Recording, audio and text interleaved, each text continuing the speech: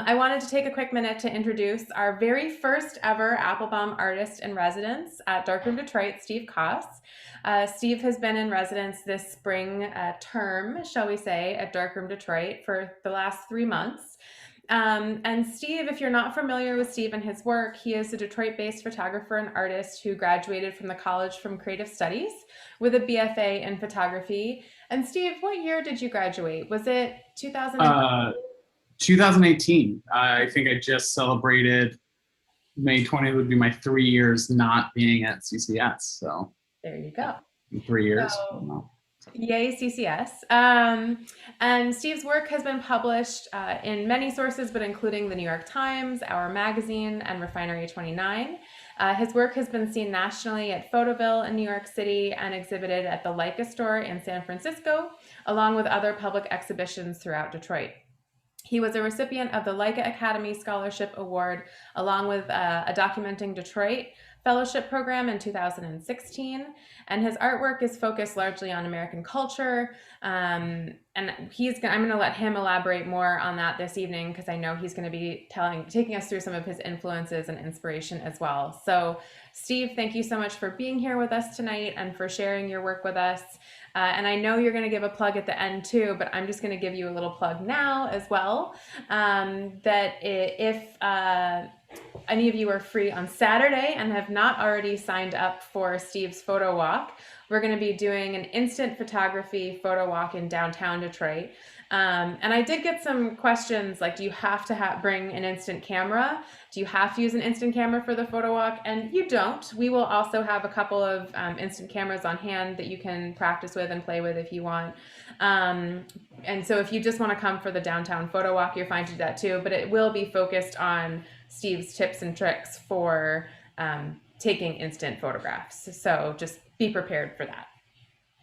And I also want to give a quick shout out. I see Stefania here as well. Stefania Santana is going to be our fall resident. So Stefania, we're excited for your talk too in some months to come. So without further ado, Steve, why don't you take it away?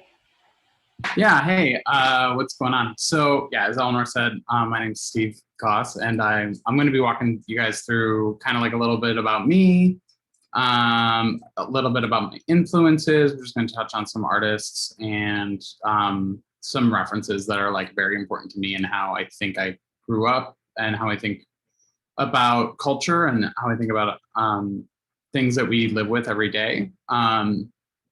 And then we're going to look at an older body of work that is this body of work that I've been working on Darkroom is kind of continuation of that and just trying to push some of that further and trying to make things more my own. I think for the past year, I use a lot of appropriation of imagery with collaging and stuff. And I think there's some times where you get to a point where you're like, I'm still just taking pictures of other people's pictures and like, and making something new out of it, but I still want to explore that and find ways to use it to complement my own self. So we'll just get through and I'll start clicking through these. So this like little slideshow thing that I built.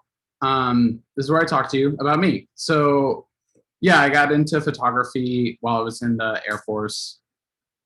And I used it as a way to document a lot of what I was doing, like who I was hanging out with. And unfortunately, I've lost like most of these pictures due to a computer crash and me not being a very good backup person.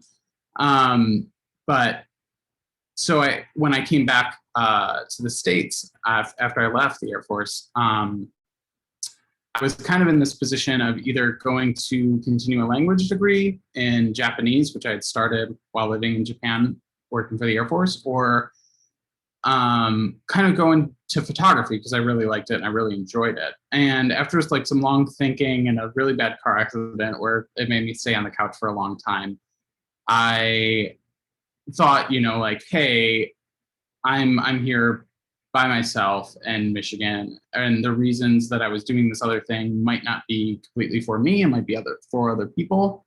So I decided that I would go to CCS and there I worked and did a couple things, as she said, with Leica and documenting Detroit. And a lot of my work that has been published is more like classical photography, I guess, if you want to say it like that, like portraits and portrait work and documentary work and photojournalism kind of stuff. And this is like kind of my fine art side that I really like expressing, and it's really like the fun of it for me. And we're going to go through. So Rodchenko, Alexander Rodchenko this is just like some influences that I'm going to give. Sorry if that was a little abrupt. So I don't know how much you want to know, but so Russian artist, constructionist movement. This is the beginning of breaking down of art story. There's of old art and kind of like moving into socialism in Russia and things like that. Around the beginning, like 1915, like early 1900 or 20th century. So there's a really great story about him, and about he had 3 paintings. It was like, this is when he was like he was a painter first, and when he finally finished being a painter, he painted a red, just a canvas of red, a canvas of blue, and a canvas of yellow, and said like, I've distilled painting down to its barest essential, and there's nothing more to do with it. And then he kind of moved into photography, and he's really known for his collages, and people like Barbara Kruger took a lot of inspiration from him, and you can see it in a lot of his work. But I'm just gonna kind of flow through these if that's okay. So this is Ruth Thorne Thompson, who did a lot of work with a pinhole, and she's a really big inspiration of mine, and you'll see it like in my work too. When I found her work, I forget what I was doing. I think I was building pinhole cameras, and I was like, wow, this is amazing. And her work is kind of about these landscapes and building these things, but it's very much at the essence of how I started constructing images out of other imagery and photographing them and bringing them into other things. And she's still alive. She was married to Ray. Sorry, let me get my note out. Her husband was, sorry. Anyway, so anyway, I'm never good at this. Anyway, she produced this body work from the 70s until the 90s, but she's still alive, and yeah, she's really great. I would check her out. I don't know. That's kind of like how this is gonna go. This is Kentaro Miura. So this is a Japanese manga artist, most known for Berserk, and the series Berserk, and he recently passed away a couple months ago, but the news came out, I think, last week about it. And this is like really dark fantasy, and it's something that I think is becoming more and more interesting to me in just the way we absorb media, and also as like manga and things become more prevalent in American society. Like like I grew up with Gundam Wing, and a lot of kids grew up with like Cartoon Network, and like I'm 30 now, and like this stuff has become super mainstream. You see shirts with hiragana and katakana writing on it all the time. And just from my experiences living in Japan for 4.5 years, so a lot of this stuff is like kind of seeped into my brain as well. And I think moving forward, you're going to see more of this stuff in my work, and more fantastical elements. I think that's like something I'm trying to get towards, and kind of break away from the 60s and 70s aesthetic, which we're going to get into why in a bit. So so this is the original Lost in Space. When I was a kid, I would spend a lot of summers at my grandparents' house, and my dad, or at our cabin up north, which is gone now. So I would spend my summers with my grandma and grandma up there, where they had their cabin, and we didn't have like any cable up there, but we had every VHS of every episode of Lost in Space. So a lot of my childhood was watching TV shows like this, and it's really just become like such a part of me for hokey monsters and plot lines and moral coding that is kind of put in there. And then You know, as I go through Twilight Zone, another big thing that my dad would watch with me constantly, and we still watch it to this day on like DVD sets, and he's like, we're very into it. And Outer Limits and other shows like this that you know, Twilight Zone always has this like moral base to it, and I think for a lot of things that kind of has like educated me and it sounds really silly, but like, and how things should be, and like you shouldn't treat other people differently, and like all this stuff just coming from these old shows and stuff, and that kind of visual language that they use of camera tricks and forced perspective and stuff has still like lingered in my brain. We can go through, and then also Mystery Science Theater is a huge influence on me. It's kind of poking fun at all these bad B movies, but I also think growing up and like it helped me out of a lot of depression and stuff when I was younger. But I think that the most important thing about it is that it taught me to think critically about everything that I was engaging in. Like when you have somebody talking over something and it's a joke show and like it's from the 90s and a lot of the jokes can be a little cringy because it was the 90s trying to be edgy. And it just has like that like edgy cheese of the 90s, like Pizza Extreme and stuff like that. But I think just thinking critically about every symbol that you're seeing and like this scene, like what this scene is saying, and when they say something that evokes you know, something behind the surface that is kind of that these symbols and these overlying things that exist in our culture and media represent something more, and we can poke fun at it and like laugh about it and laugh about how goofy and silly things are. Sorry, hold on a second. Apparently the biggest truck in the world showed up outside my house. I don't know how loud that is for you guys, but it's just about thinking critically, and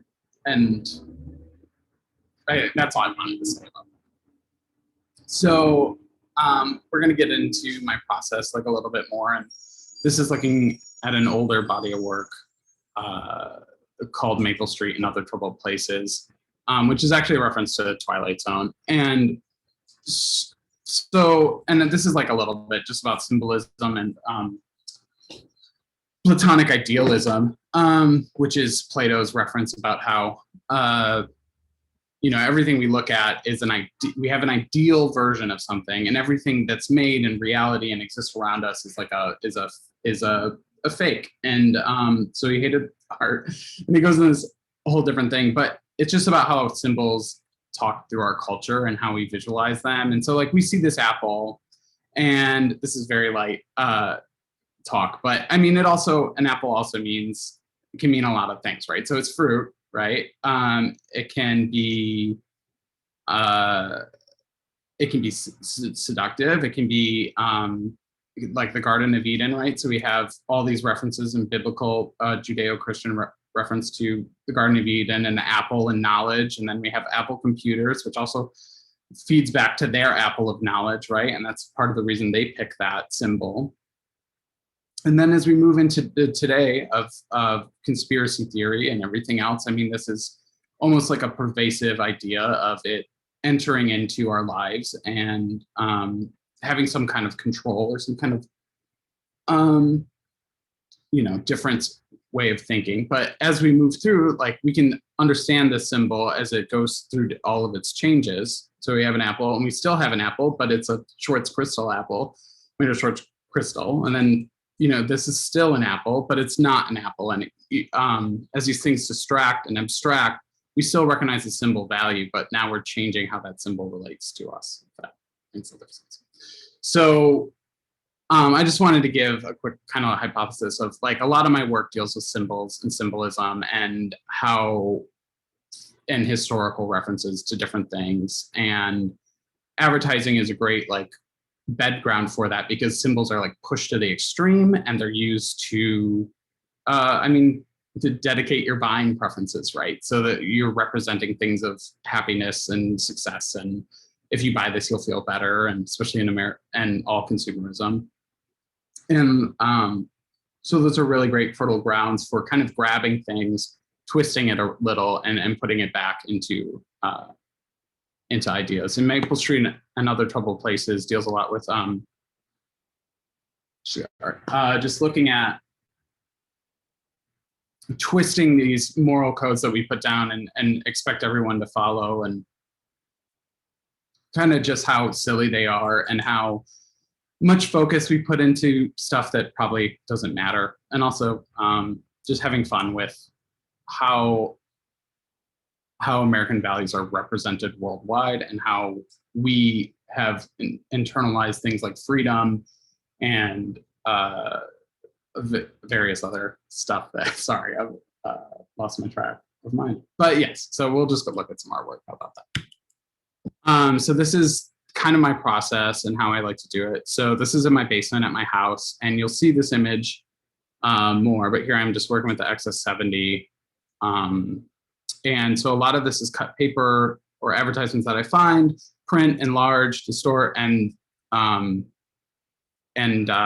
out and cut. And then I build into these three-dimensional dioramas on this sand base. The sand base is really just a easy way to stick paper in and have it stand up. I also think I like that the desert kind of mentality, or this flat, empty surface, kind of represents like maybe like a subconscious that we have of like dreaming, and these images can kind of be removed from their context and just flat enter this like southwestern kind of landscape, this like a dream desert or something like that.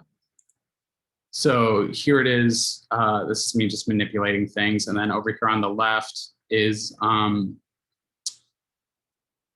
the finished Polaroid. And at this time, so I was using a lot of Polaroids. I think I liked that the instant film played back on just the poppiness and the pervasiveness of Polaroid and like the American culture of like, it's like a family photo. It's something that you come across going through boxes at your grandparents or your parents' house or something like that, or you find these old pictures and photo albums of Polaroids of people. And I liked that, how that would like kind of seal the whole package into this little image that was easy to see and stuff like that. So we can keep going. So these are two other images. This one on the left is actually a model that I built and painted and lit underneath with some other things. And then I think I lit them a little bit with my phone or something silly like that. But just trying to get different moods out of this same sand and cut paper, and of course using my pop culture, my love of pop culture, especially 60s sci-fi and Futura, I guess, Futurama, or just goofy ideas about how the future would be, and how it's not like that. So these are two other images.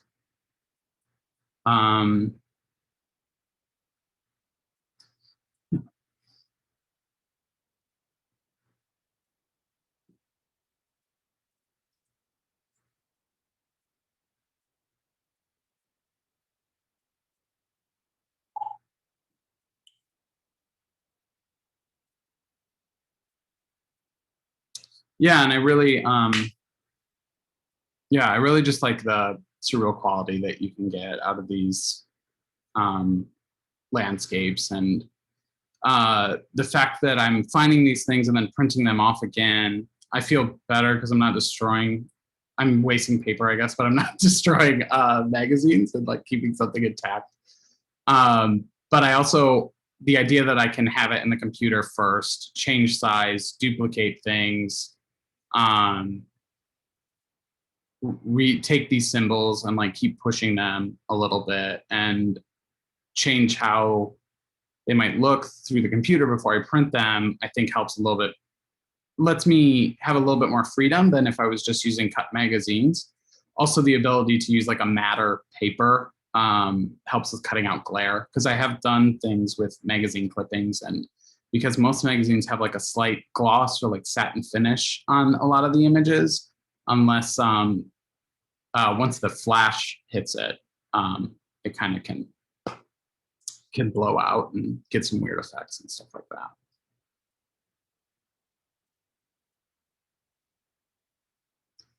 If you're wondering about the round frame, oh my gosh, round frames, that is, it actually was just, it used to be impossible, but now Polaroid we used to have these Thanksgiving sales, and I just had a lot of the round frames because they were really cheap one day. And so I bought like 6 boxes of them. So that's why the round frames are so prevalent, or the colors.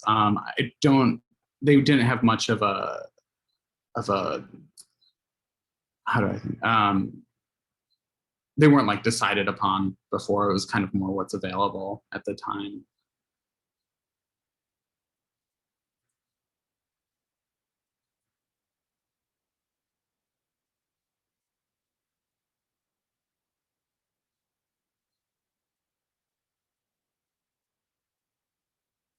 And then we're gonna look at some new stuff. So this is new stuff that I've been working on at Darkroom. This kind of continuation is really looking at conspiracy theories. And for me, it's not so much the big reptilian questions, or like all our governments controlled by reptilians. The answer, of course, is yes. No, just kidding. But it's more about the conspiracies of how all this stuff, how you hear all these tumultuous stories, and how you hear all these things that kind of affect you, especially like when you're at the supermarket, and the indecisiveness for me that comes with it when I am at the grocery store or something, and it's just these this mistrust and just everything around you. And I think it even leaks into and I just was having this feeling for a while last year that it was even leaking into my relationships and things like that. And like, if I can't, like, I know I can't trust the government, you know what I mean? Like, we say all these things that people are out to always constantly get you. And I just, it's this balance of like, is this really happening, or is this so much more internalized, or am I internalizing this more than I should be? And so I was kind of, with this body of work, I was kind of looking to take images, and I was looking to distort more what I had taken. So I was using prisms, I was using building constructions, I was using different pieces of paper, not just paper from advertising. And I was trying to implement real world objects into it as well, to try and blur the lines and make things that were more fantastical, more misbelievable, more mine, for one.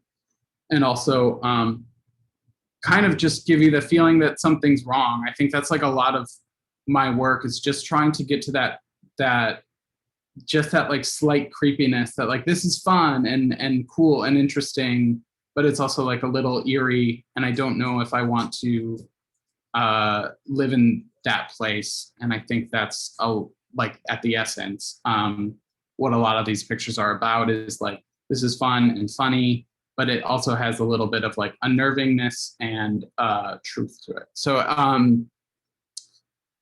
So we can go through the first one. I think I have some images. This is my setup there. All this was shot on 4x5. I wanted to break away from the instant film thing that I've been doing, only because print size. I just wanted to make these bigger. And with Polaroid and stuff, there are amazing little holes, or like little worlds that you can look into, which is very interesting. But I really wanted something that could just envelop more and feel good, being bigger and interesting in that way. So this is, yeah, so if you want like a little setup breakdown, it's pretty much just a light and a backdrop, and this giant table that I haul around with me, and 2 pounds of sand that is very heavy and makes a big mess. And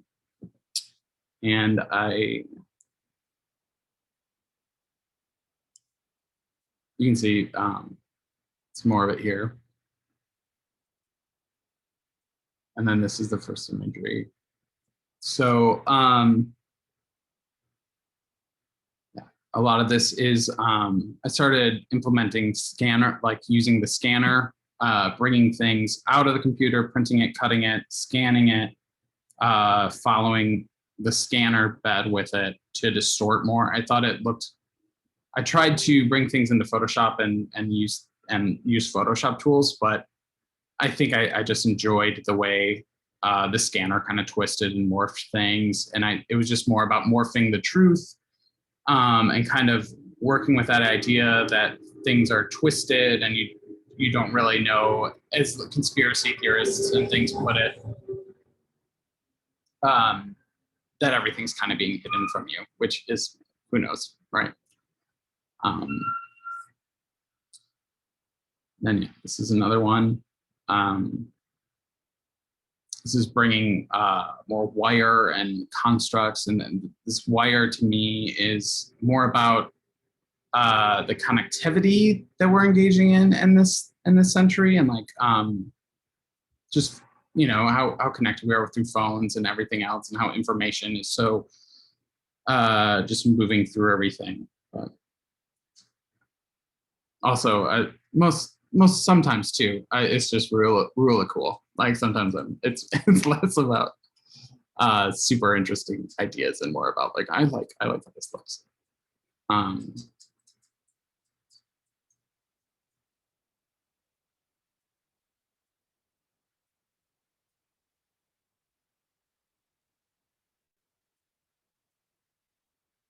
This is more of that scanning thing. And if you remember from earlier, this is the one in that setup shot that was set up. So you can see from here, if I go back up, you can see this is how that actually looks in three-dimensionalism, and we're just shooting it with the camera.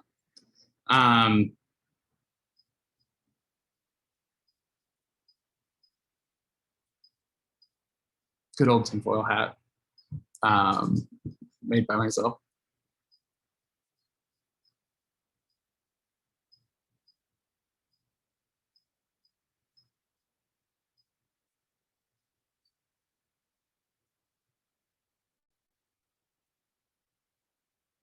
Yeah, this is again bringing this cut paper in.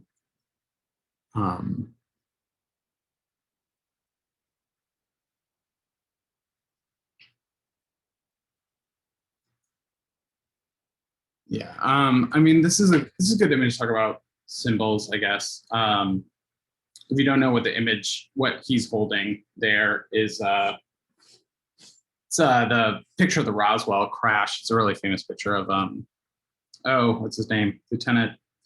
Anyway, that's the weather balloon that they found. I don't know why I sound like more of a conspiracy theorist as I talk about this stuff, but I'm very much not. I very much think like things are as they say they are. I don't think anyone's out to really like. I'm not Alex Jones, and I actually don't like Alex Jones at all. But I'm just saying like a weather balloon. But yeah, so this is that famous picture, and I mean, so we're using this whale in the background and distorting it through the prism, and I mean, it's just the conflict of interest, right? Like this is like Roswell is like the beginning for a lot of UFO and alien conspiracy within the United States. So we have this whale, which is, your Moby Dick. It's something you're always chasing. It's but your Leviathan, like once it's like erupted and once like the word like alien spaceship happened and like spread across the United States,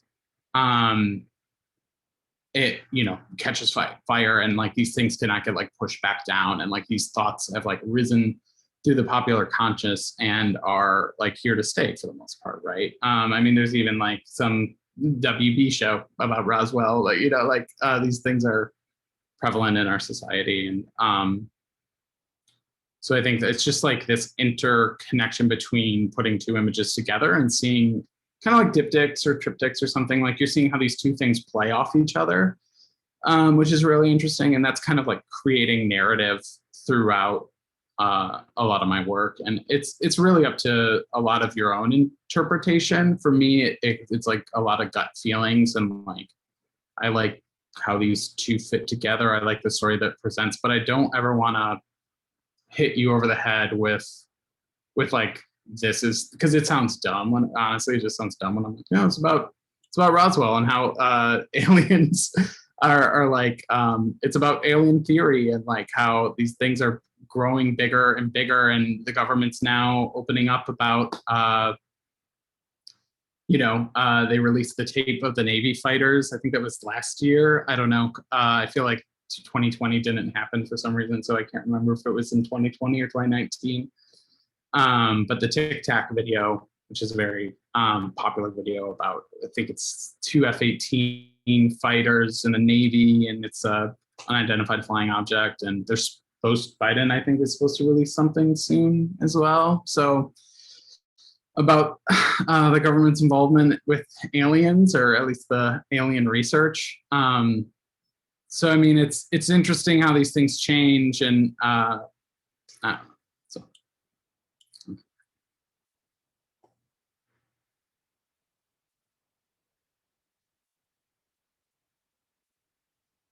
I mean, some of these too, it's just dealing with Americanization of culture across different ways, and just kind of forgetting history, or like things happened before. This is there was this, I used to have this joke all the time. I love the show Ancient Aliens. I know it's a terrible garbage show. It's fine. I love it because it's just ridiculous most of the time. And I used to call it like people of color couldn't do anything, apparently, because that's most of that show. And I know there was an HBO guy who told that joke. But I mean, a lot of that show, they're like, these people couldn't have done it. And it just always would drive me nuts. Like, why could, they definitely could have. And so, some of it's just like how, we'll just say these things throughout history, and it leads into more conspiracy and stuff like that.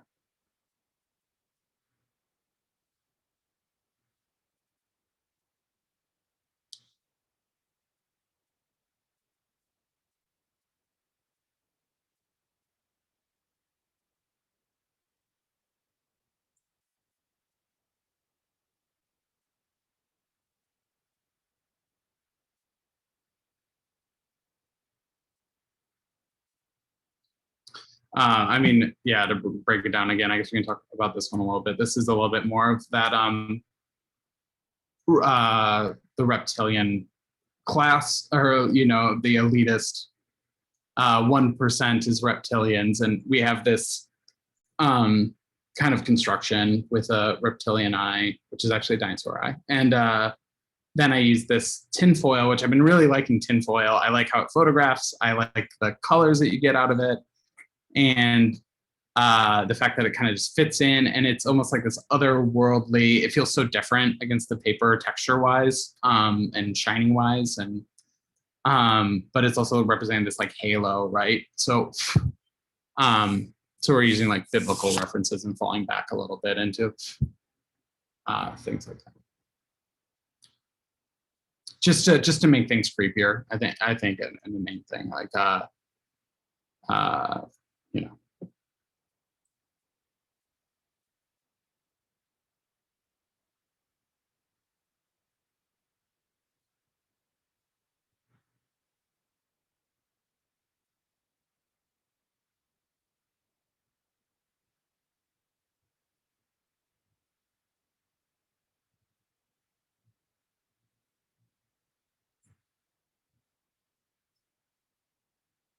Yeah, so that's some of the new work that was created over the last couple of months at Darkroom.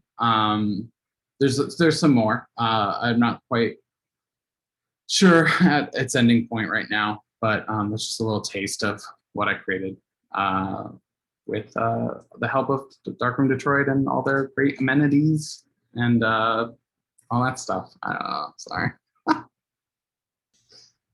Well, thank you, Steve. That was super informative too about your process. It's really great to be so open and sharing about process. I know not everybody is willing to do that, and I think it's really helpful for those of us who want to learn both about your practice, but also just for ourselves about photography and how good things are made. So thank you for being so generous with that. I would love to open it up to questions. And for our guests today, feel free if you want to just unmute yourself and ask a question, go for it. If you're more comfortable typing a question into the chat, I'm also happy to relay it to Steve in this format too. I would love to kick it off by asking Steve, for the new work, since now you're shooting 4x5, Mhm. like you don't have any constraints on the size of the output. So I'm wondering, like, how big are you imagining that these new works will be? I don't know. I like I've been thinking about it, and maybe something we can talk about later too. I don't imagine them being massive. I really don't. I love like the 20 by 17 size. I think that's like a great print size. Like it's bigger. I don't like 8 by 10s. They're too small. I don't need something that's going to take off the wall.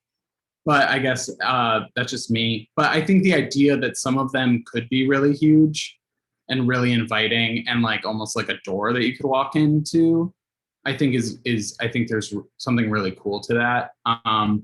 One of my biggest concerns with moving to 4x5 from instant photography is instant photography has this great way of just like smoothing out all the rough edges, and 4x5 you see that I cut paper, and I don't know, and I think some of them work well when I cut better. I don't know how to.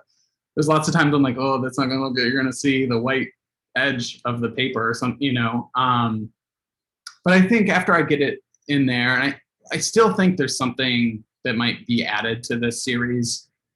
But yeah, I think overall, I think print size has definitely been an issue with you can't have the best of both worlds, is what I'm saying, I guess. Being able to go bigger had to come with some kind of constraint, and that's why I tried prisms and other things to minimize that. The old Vaseline on the lens, maybe I should have done that, but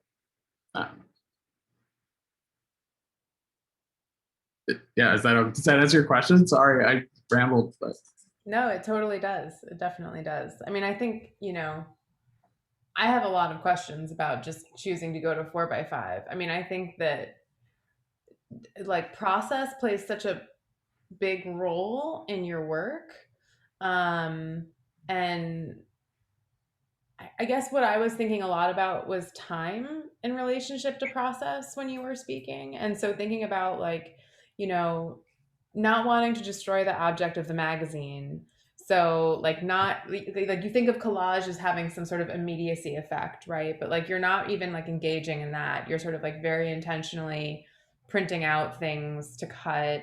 And then there's the whole process of the setup, which like lengthens the process of the time of making the image. And then like an instant photograph, right, would be really quick. 4x5 is slower, but then you're also scanning things and rescanning it. So like there's a piece of that. yeah. So there's a moment in the last couple of days trying to get some of this work ready because I shot pretty much up until my last day,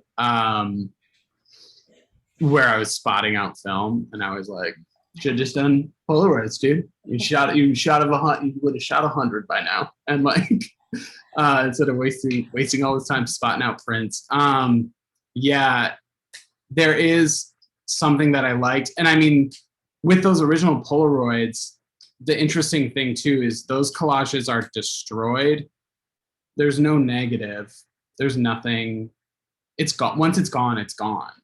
So like it's a really like fleeting moment. With now that I have these negatives though, I can reproduce and I can, you know what I mean?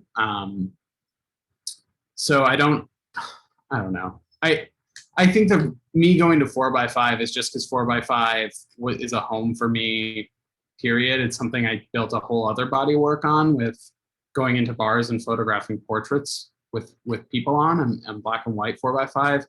And I just feel comfortable with it. I also like, I knew I would be sitting down and looking through a hole a lot, the same way I did with the Polaroids, and 4x5 just fits that. And it's the ability to, like I said, go print as big as I want. It was just an option thing. And then, just, yeah. I feel like I'm not answering questions. You are answering questions. Does anybody else have other questions for Steve? Yeah, please ask me. If you want to talk about anything, you can just talk about whatever you want. So.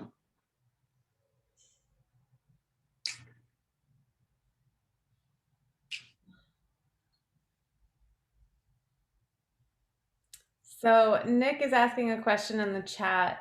What other materials are you interested in using in the future? Um, that's a good question. So I think as I'm moving to the future, I'm thinking more. This is a big topic that I even tried to rectify. I'm really like 60s, 50s advertising fits my motifs and like my influences, right? And like I love that old sci-fi stuff. And so what happens is I love the poppy color. I love how like crisp and clean things were and how they photographed things and how they printed things. And I want that color to stay around. But I realize I do not live in that time and I am not reflecting that time period back, or I live in this time, right? And so I think as I move forward, and this is a thing that has kind of plagued me from the beginning of this, is how to contemporize, I don't think that's a word. How to bring my work into like a contemporary space. I mean, like I should be showing screenshots of like the frog, like some dumb meme, right? Or like NFTs. Like these things are like all how like art and like things are made today, and like we're living in this time period. The thing you could argue it back with, well, like this is where all this stuff comes from, and to like put the thoughts of this time period in that time period create like a bigger contrast. But I still think I want to see more present day things. And Nick also, I know Nick, so this is like, won't be a surprise to him. I think more modeling and things of my creation, I think will come into it. I tried this time with one thing to construct something that's my own and photograph it a little bit more. I think you'll see maybe more of that, more painting happening, or like modeling, I guess, going into it. Because I just think like that way I can kind of break away a little bit more from advertising and things like that. I just think it's something I want to do. I want to like a big part of this process with Darkroom was experimenting and trying to make things more my own. And I think that comes from this like kind of pictorialist, breaking away from the 64 club, go into like this pictorialist nature in photographic history. Sorry. And trying to get into the ethereal and things like that. Does that make sense, Nick? I'm sorry if that was terrible.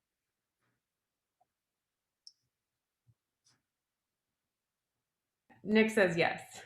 It was terrible? Okay. No, he says I think he means it makes sense. Oh, okay. I guess I'll bring up the chat. Oh.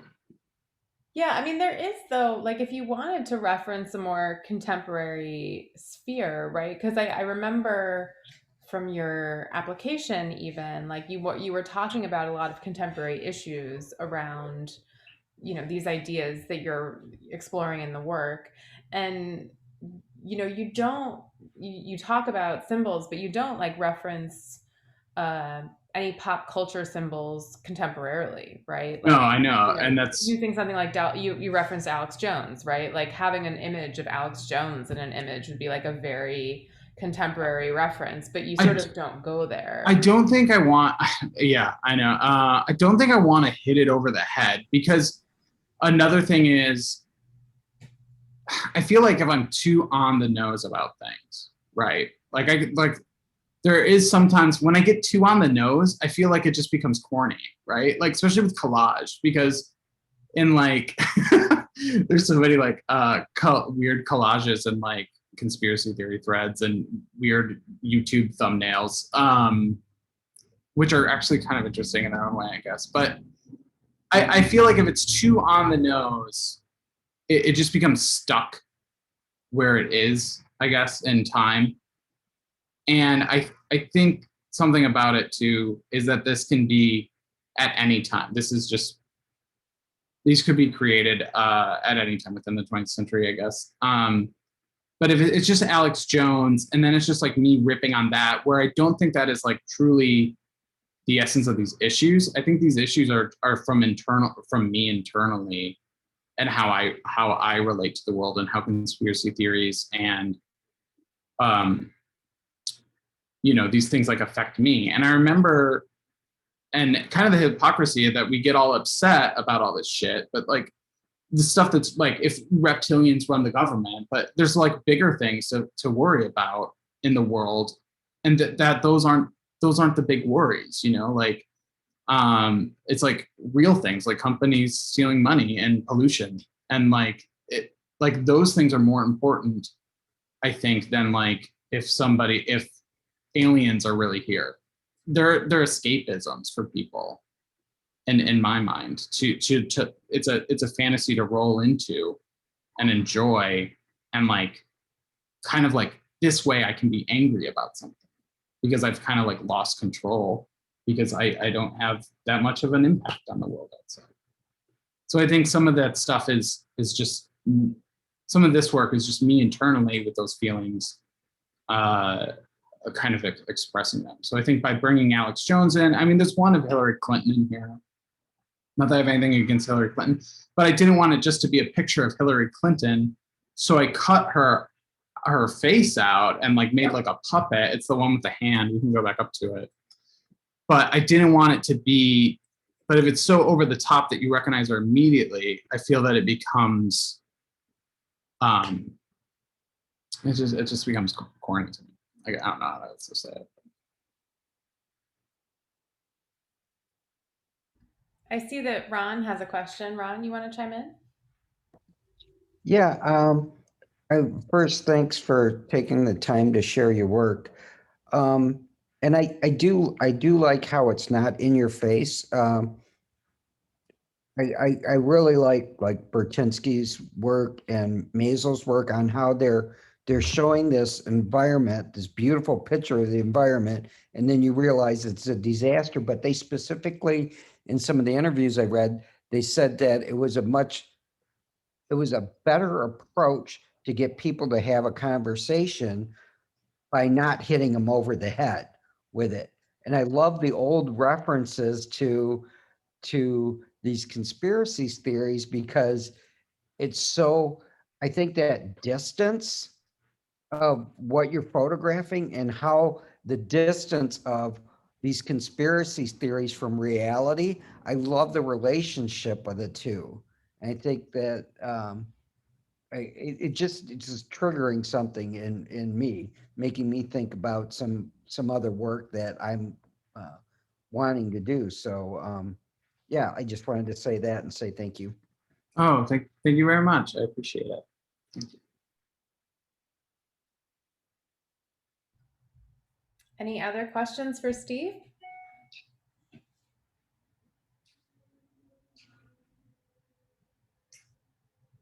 Okay. Well, thank you, Steve, so much for sharing your work. Do you want to do your own plug for Saturday? Oh yeah, please don't forget. Hold on.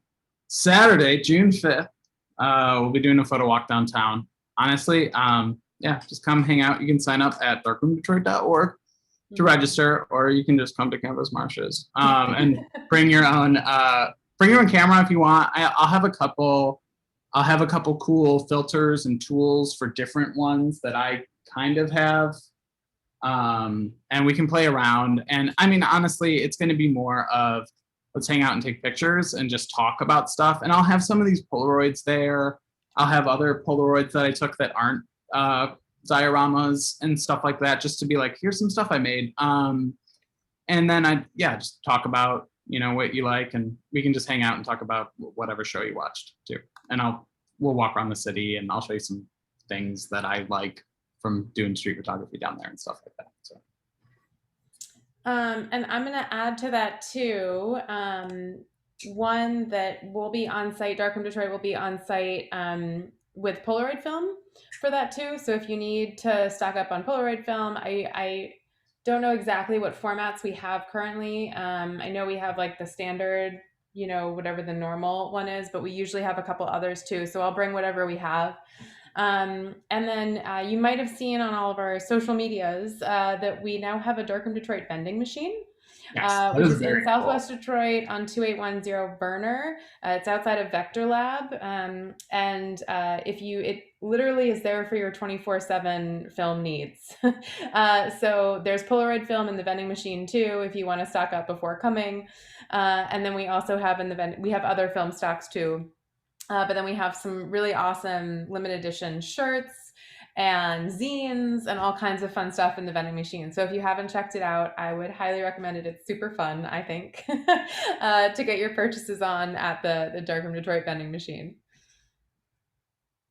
Cool. Yeah, Thanks so much, Steve. I really thank appreciate you. you. And it's been a real pleasure having you at our space for the last 3 months.